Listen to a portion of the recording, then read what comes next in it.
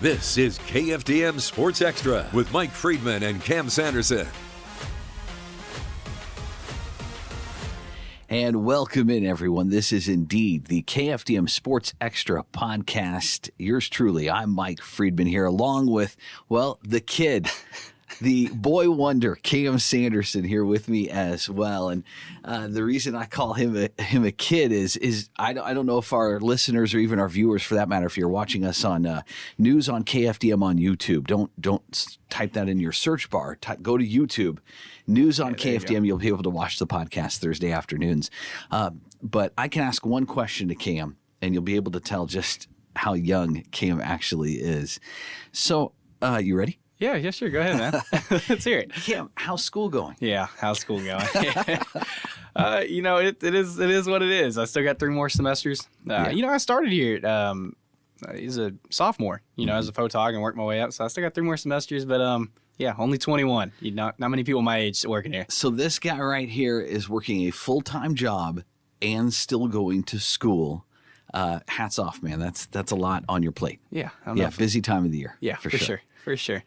Don't know if I'm the best student, but you do what you can. Yeah, absolutely. Well, you're doing a great job here. Yeah, we appreciate that. I appreciate that. All right, keep knocking it out of the park, man. All right, let's go. Let's talk a little high school football. It is football season. Before we get to week 2, and we will have a new top 6, and I'll tell you why we call it a top 6 in just a bit here. We'll have a new top 6. We'll look forward to some week 2 games. But before we do that, let's go ahead and talk about some week 1 wins that, kind of stood out to us. Maybe I don't want to say surprised, but really are worth mentioning here. So a few surprise finishes, some teams that stood out. I'll go ahead and start with my first one, and it's the Hardin-Jefferson Hawks. HJ opening up with a 44-0 win over Kelly. Their defense really caused Kelly. Now, Kelly had a freshman quarterback, and I cut those highlights. And so I remember seeing a sack, a pick 6, and a sack. That was the sequence I had cut.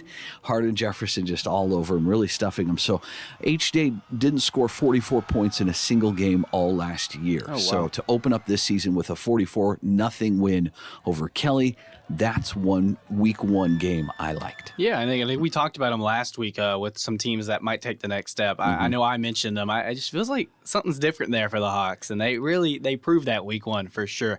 I'll move over to one of my first games, and this one is not as shocked about, who won, more shocked about how the game fell. We're going to talk about that Bulldog-Lumberton game, because 6-3, that sounds like a soccer score, a baseball score, exactly. But it was a football game. Yeah. I think it kind of shocked me because obviously the defenses were playing well, but I think I also expected more from both these teams' offenses, and a game like 6-3, and it wasn't 1 in 4 quarters. It was 3-3 after 4 quarters. Just 2 field goals had been made. The game had to be won in overtime. So I think I was just a little blown away by the lack of scoring. I really expected this one to be a high scoring event. I think Nederland, I think it was like 37-0 last year when they played. Mm-hmm. So it was last year. It was like tons and tons of touchdown.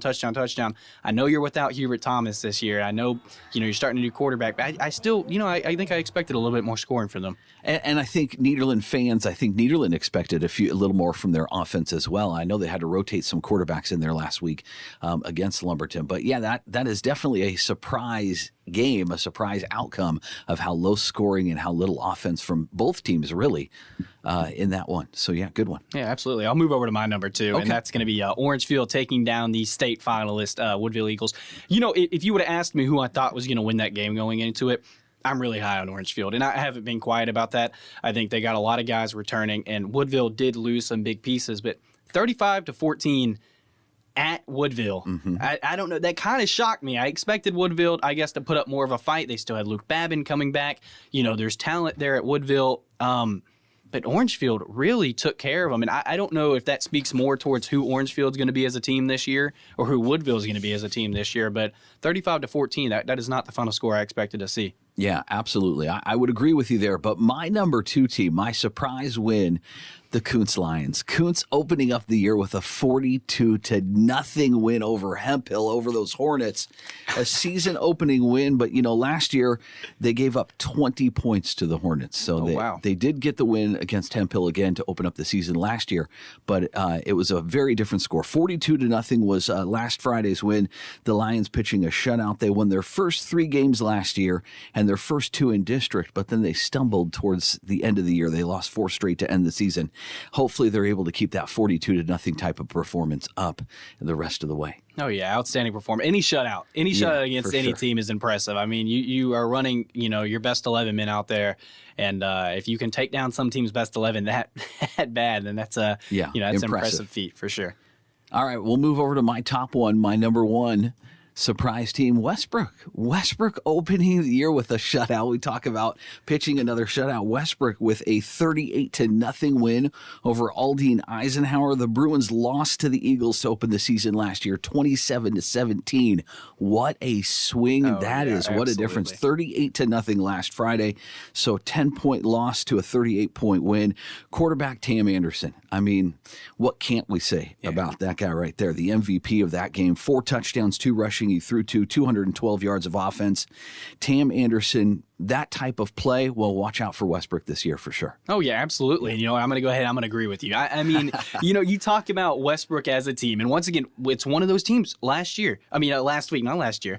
Last week, we mentioned them as a team that could take the next step, right? And me and you both had them at the top. And I think this week 1 performance was a perfect example of who Westbrook is going to be as a group this year. I can tell you personally, I did not expect a shutout. I mean, that was unbelievable. I expected a win, but they absolutely dismantled that team, and so I have so much excitement for Westbrook. Like you mentioned, Tam Anderson, I call him Southeast Texas as Lamar Jackson because that's the way he plays. I mean, he's so elusive on the run. I really think that's a testament to who this team's going to be this year. I don't know how anyone can really slow them down. Yeah, it'll be interesting to see. Fun to watch, that's for sure. All right, stay close, everyone. We'll be back with our new top 6 heading into week 2. You won't want to miss it. It's coming up right now. And now, the Sports Extra Countdown. All right, as promised, we're going to get into our top 6. And people may wonder why we do a top 6. Why not a top 5? Why not a top 10? Why not a top 8? Well, we're KFDM, the Big 6. We're Channel 6. It's a top 6. That's what we've done, and that's what we'll continue to do. So a top 6, and I will say with a little caveat there, a note: if I had a top 7, I'd have another team that was right on my fringe here. Absolutely. All right, but my number 6 at the bottom, how they have fallen. The Newton Eagles. It was impressive. They were playing a 4A team. West Orange Stark scored 20 unanswered. I get it, but they were my top pick last week. In week 1, the preseason top pick. I still think Newton will be fine. I think they have a legitimate chance to make a run at state.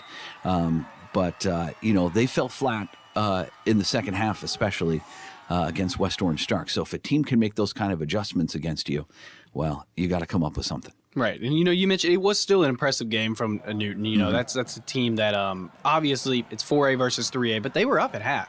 So it was those unanswered points. It was that second half play that really had them fall. For me, for my top 6, compared to yours, a lot less change. I didn't have nearly as much, and you're going to see that with my number 6 team. I'm keeping Orangefield right where they're at. I really, once again, I just mentioned it with their surprise win, a 35-14 win against a ranked opponent, a state finalist opponent, is pretty impressive. And I hate that I can't move them up because I felt like there was just so much more, impressive teams this season, this past week that it's hard to move Orangefield any, but for sure, at least in my opinion, they earned their top 6 spot. And I will say, if I had a top 7, Orangefield was my 7th, would be right there, and they could have been my 5th. It was a tough choice. Yeah. But go ahead and go to your 5th. Yeah, we'll move to my 5th. Sure. Yeah, and it's going to be Newton. Yeah. I had Newton at 4 last week, so they just moved down 1, and I debated not moving them because really it was just a 1-score loss against a team who I came on here last week. I keep saying yesterday, last year. I came on here last week and I said I think they're going to go to state. I think they can be state champions. So how hard can I judge a team for losing to a team that I think could possibly go 16-0? Right. So I did move Newton down just out of respect for other teams that might have won big. But genuinely, they can still be a top 4 team. And one thing with the Eagles, I know we're going to talk about week 2 here in a little bit, but they are hosting Jefferson, the Jefferson Bulldogs, another tough test. That's what Newton likes to do in these non-district games, test themselves so they're playing kind of out of their league so they'll be ready for district. Yeah. All right, we'll go to my number 5, and I put the Silsbee Tigers in there. Yeah, Silsbee moving into my top 6. The Tigers opening up last week, they put up 40 points against Vidor. Vidor's 4A Division 1, Silsbee 4A Division 2, so they're a little bit smaller school. Silsbee wasn't fooled by that wing tee, that misdirection that Vidor likes to do. Our photog was. Yeah, our photog was fooled on one of those plays, but she caught up with it in the end there. The Tigers, it'll be a tall task, in that district, the one that they like to call the SEC of Southeast Texas, right? So, they're in the 9-4A Division 2 state district title hunt for sure. Yeah, absolutely. Yeah. We can bounce over to your 4th team. But yeah, I agree. And, you mentioned Orangefield probably would have been your 7th team. That's kind of how I feel about Silsbee. Okay. It was just I struggled to find a place. When you only do 6 and you're not doing a top 10, it's really tough to find out who's going to make that limited selection. So Silsbee for me, that's probably number 7. And hey, maybe next week I'm talking about them in the top 6. But for me, they just couldn't make it. Okay, something to look forward to. All right, my number 4, my top 6, the Hampshire Finette Longhorns. Hampshire Finette didn't have Mother Nature to deal with last Friday like they did in Game 1 of 2024 season. And unlike the game last week, Longhorns really dominated LCM at LCM last week. So no Ty Bryson, the Willie Ray Smith winner. No problem for Blake Broussard as he steps in there. Watch out for the Horns. They're the defending district champs. Someone's going to have to take that title away from them. So in that tough SEC of Southeast Texas district that they are, they'll be in the title hunt as well. Yeah, and I completely agree with you. I moved them up from 5 to 4, but I got the Longhorns there too. And, for me, last week I mentioned I'm concerned about the new talent coming in. I'm concerned about a new quarterback, and Blake Broussard went out there and looked like a 3-year veteran. He looked like he was playing as a senior, and that was so impressive to me. I had him as my, player of the week for the whole, week 1 out of all of Southeast Texas. But really, on the ground, in the air, he looked like one of the best players in Southeast Texas, and I expect him to continue playing at that level. Hampshire Finna is just one of those teams that they should be dominant. They were dominant last year. Even 2 years ago, they were starting to show signs of who they can be. And now I feel like they've kind of solidified themselves as, hey, we're going to be one of those top teams. And that week 1 performance, LCM is no joke. And they took care of them on the road. So, a lot of credit to the Longhorns. Yeah, absolutely. Agree with you there. All right, I'll move to my number 3 team, and they were number 3 last week. They'll be number 3 this week too. P&G Indians, and they opened up with a pretty big win at home. It's a team you'd expect. Klein Oak, a team I expected them to win against. It's once again, it's that situation where I would like to move them around, but the teams above them also performed how I expected them to perform. So, P&G went out there and proved, hey, we're still the Indians. We're still going to be great. This is still the Jeff Joseph era, and we plan on being dominant. And, what a big week 1 win for them. I agree with that. I do have P&G in my top 6, but not in at number 3. I've got West Orange Stark. They're my 3rd straight team that calls District 9-4A Division 2 home. I guess that's why they do call it the SEC. There'll be no week off, of course, once this district play begins. The Mustangs, as we've mentioned when we talked about Newton, they were down by 12 at the half. They were down 24-12. They ended up winning by 12. They scored 20 unanswered points to get that victory at Dan R. Hook Stadium. Hampshire Finette will be at Dan R. Hook Stadium to end the district race. I certainly hope that's for the district title because that's what's fun to talk about. Such a good game, too. Those two teams going at it. Last year was a fun game, so I expect it to. All right, let's hear it from number 2 from you. All right, my number 2, Port Arthur Memorial. The Titans at home gave up just 2 points in their win. It's no secret they've got the weapon of Amonte Martin, a case of their best athlete playing quarterback. He had 2 passing touchdowns, 2 rushing touchdowns last week in their 48-2 win over Decaney. The Titans, they don't just have Martin. They have talent on both sides of the ball, of course. Tank King, Brock King. They even have receiver Kayvon Roberts. Let's hope the season goes as the Titans hope it goes, and they do quite well. Oh, yeah, they looked fantastic week 1, which is, once again, it's one of those things you expect this team to be good off the bat, and they really proved themselves week 1. Yeah. I'll move to my number 2 team, and, I really battled with my top 2. Okay. I was really struggling. I'm like, who do I put at 1? Who do I put at 2? I left West Orange Stark at 2. They had an impressive win. That's a state-ranked team, and Newton is no joke. You had them number 1 last week for a reason. For me, I mentioned this last week that my top 4 could be interchangeable. I could have put Newton number 1 last week, and it wouldn't, in my opinion, feel like something that was wrong. Right. So, they took on a serious team, but what really impressed me about them is they were down at half so badly, went out there and took the game. They proved how good of a team they're going to be, and I expect them to continue to be great. I almost moved them up to 1. I didn't move them up to 1 because I can't take the Titans down. Okay. And that's hard. I mean, you talk about allowing 2 points a whole game. Right. It's how can I justify moving them around just because West Orange Stark had a good game? I could not. They have the talent on both sides of the ball. They looked unbelievably dominant. Probably the best win out of all our Southeast Texas teams. And I expect them to continue that as the season goes on. Yeah, hopefully. Fingers crossed. Let's hope they do it. All right, my top team in my top 6, the P&G Indians. At home on the reservation, yeah, they did what was expected, but still, it was a solid win, a good win last week as they beat Decaney. Connor Bailey, their quarterback, 3rd and final year for him. What can you say about him? That experience there, Tyson Henry at running back. Certainly, the Indians are certainly going to be something to reckon with in that district. Oh, yeah, especially with Connor Bailey coming back. Right. I mean, that's a guy, he came in his sophomore year off an injury for Shea Adams.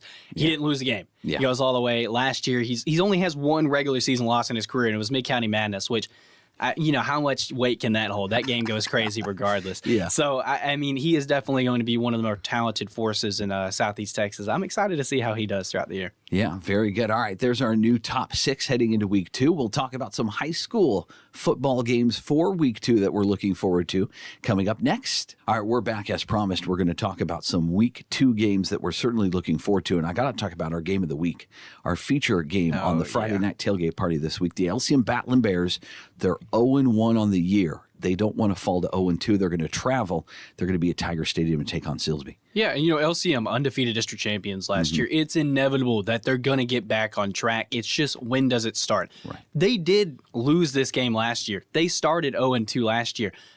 Is that going to happen again? I don't know. Silsbee looked really impressive against Vider. And Jacaleb Johnson, who honestly, I'll be clear, first start as quarterback blew me away. Right. I was shocked at how great he was. Passing great, running great. I mean, he is all around going to be one of the better athletes. But LCM has those guys too. I'm excited to see how this one goes down at Tiger Stadium this year. Silsbee seems to find a way to reload, to reload. They don't drop a beat. I remember Coach Crumity at Jasper said that Silsbee lost Draylon Miller and got better. Like, how do you do that? Yeah, how do you do that? Exactly. So Silsbee certainly has the talent there. They've got a great coaching staff with Coach Smith. They've got a great game plan. It's going to be a tough battle for the LCM Battling Bears, but one we look forward to watching for sure. Oh, yeah, absolutely. All right. Another game I think that would be worthy of looking at. Well, Westbrook, can they get to 2-0? They're hosting Lumberton, a Lumberton team that struggled offensively in a 6-0 loss to Nederland in week 1. Lumberton will be on the road. They'll be here at Doggett Family Stadium taking on the Westbrook Bruins. Will Westbrook continue to roll? And that's my thing for Lumberton is you better start off hot. And and it's not disrespect. It's just that's what Westbrook's going to be this year. I'm very confident that is going to be an offensively dominant team. They just showed it to you. Hey, we're going to go out there. We're going to score nearly 40 points from their offense. And so, man, Lumberton cannot play as they played this last week. They have to be out there offensively. That is going to be a big game deciding factor. If they're not out there right off the rip and they allow Westbrook to go up, 14-0 to start the game, I don't know if that's a team you can come back against. I completely agree. All right, another game for week 2 to look forward to. P&G back on the reservation as they'll host the other Beaumont school. Beaumont United is going to be there in Mid-County taking on the P&G Indians. P&G won this game last year, and I would think P&G would be the favorite going into this one at home again. Yeah, and I think they've actually played a few years now. I think it might be the 4th time they've played. BU hasn't been able to beat them yet. BU opened the season with a win. They're 1-0 right now. This is a big deciding factor on what BU is going to be as a team this year. Even if they go into this game and they don't dominate, even if they go into this game and they lose, but it's by like a score, that's going to be a sign to who the Timberwolves can be this year. Yeah. I mean, PNG's a serious team. You have them ranked 1. I think they're one of the best in the area. I imagine both of us agree that they could probably be state champions when we're talking about them in December. So if BU can come in and play that team close, I think that's going to be a big sign on who they're going to be this year. Good point. I completely agree. All right, let's move down in that district. Nederland, they get to be at home for the first time this season in week 2, as Nederland will be taking on West Orange Stark. Certainly, West Orange Stark had a big second half against Newton. Nederland's not Newton, but you can't have a second half collapse like, the Eagles did last week against West Orange. Right, and you talk about second halves. Last year in that game, big second half, Bulldogs leading a game-winning drive to beat the Mustangs. Once again, it's going to be a tough task, and it goes into what we just talked about with Wilmington and Westbrook. You have to strike early. 3 points in 4 quarters is not going to work against the Mustangs at all. Right. It doesn't matter who your defense is. That offense is going to be dominant, and so in my eyes, it's similar to what Lumberton has to do with Westbrook. I'm going to be paying attention to how does Nederland play offensively against that West Orange Stark defense, who I think is probably one of the better defenses in our area. All right, let's talk about one of the another 9-4A Division II team that's in action. They're at home for the first time this year, Hampshire Finette. They're going to face an out-of-area team in the Hitchcock Bulldogs. Hampshire Finette at home, I certainly would like what the Longhorns can do there. Absolutely, but Hitchcock, man, they are a good team. I believe that was a high-scoring one last year. I think it was like 70 to 50. So it was like unbelievable. There wasn't a second. I don't think the defense was on the field. So it's going to be interesting to see how that home field advantage helps them, and I hope it does. Because obviously it's a local team. I want to watch all our local teams win. Yeah. But I know Hitchcock was something else last year, and once again, these early non-district games are testaments to who you're going to be in the year. If Hampshire Finette can handle them better, if Hampshire Finette can beat Hitchcock, oh man, that is going to be a serious testament to who the Longhorns are going to be this year. All right, let's move on. Orangefield gets to be at home for the first time this year, as the Bobcats will be home against New Waverly. Yeah, I mean, I expect Orangefield to be great all year. Okay. I really do. I have Until someone proves that they're not. Yeah, exactly. That's the case. Yeah, but Coach Bro in his second season there certainly has everything headed in the right direction there for the Orangefield Bobcats. As we've already mentioned, they opened up with a big win at Woodville, state-ranked Woodville last week. So they're home for the first time. I like the home cooking. I think they're going to do just fine against the New Waverly Bulldogs. All right, let's talk about some other games that are good. Bridge City will stay in Orange, and Bridge City gets to be home against Kirbyville. I think the Bridge City Cardinals will be able to take down those Wildcats, especially being at home. Oh, yeah, especially being the team that Bridge City is. I expect them to compete for a district championship, and when you're playing teams like Kirbyville, who I've heard should be a playoff team this year. I've been hearing that from some people, but Bridge City is one of those teams I expect to be dominant. I expect them to continue to be dominant. Bryce Breeden in their on their defensive side. That's a guy that's a game changer, and I have a lot of confidence that the Cardinals get a win here. All right, you want to talk about my last week's number 1 team, the Newton Eagles. As I mentioned, they're home against Jefferson, the Jefferson Bulldogs. They'll be at Singletary Stadium, Curtis Barbay Field there.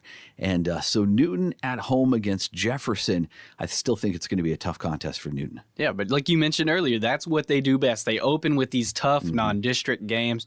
They looked good against West Orange Stark. And really, if they didn't play a second half like they played a second half, we're talking about Newton's, they won their game, and, you probably still have at number 1. Maybe I have them at 1 after a win like that. Maybe. So it's if they carry that momentum from last week's game into this week, but just play a little better in that second half, I think they got a good chance of winning this one.